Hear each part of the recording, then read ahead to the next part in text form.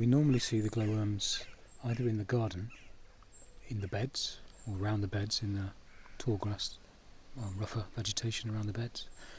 But most commonly we see them around the farmyard here, probably because we're here, around the farmyard mostly. And yeah, you'll see them in very small little patches of vegetation growing out of the bottom of the walls, etc., around the main farm barn here, and in the hedgerow which we're opposite just at the moment.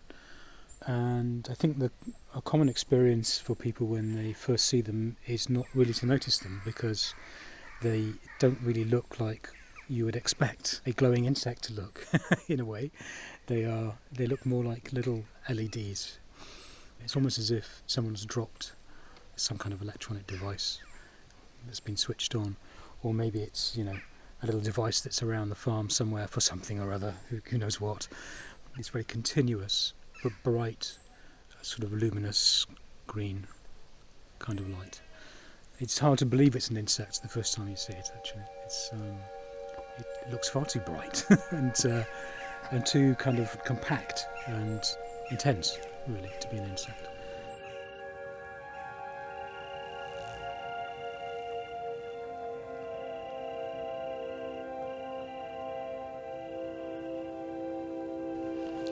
Love poem Lampyridae, Glowworms. The female born again with little changed, except she has no mouth and may not eat, except she has this urge to climb, this light she must raise and twist. The male born again with little changed, except he has no mouth, except he has this urge to search and wings.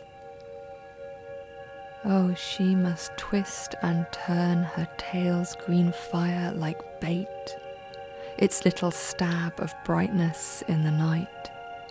And he must search with wings through troubled air to find her pinhole lure, its single green, seducing star. All night she signals him in, "Come find me, it is time and almost dawn." All night he looks for her in petrol stations, villages and homesteads, the city's neon signs. Where are you? It is time and almost dawn. Once were humans, wandered in the lanes, led astray by fairies, foxfire, who found their stranger selves and brought them home.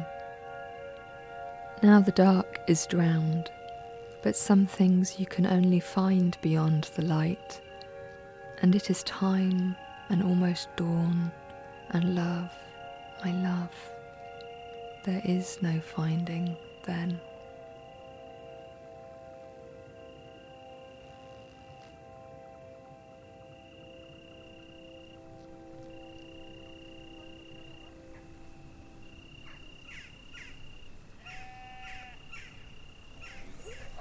It's kind of a bit of a crass thing, really, but it keeps coming into my mind, this image of the work of conservationists being ark builders, that we're heading into a really tough time for humanity.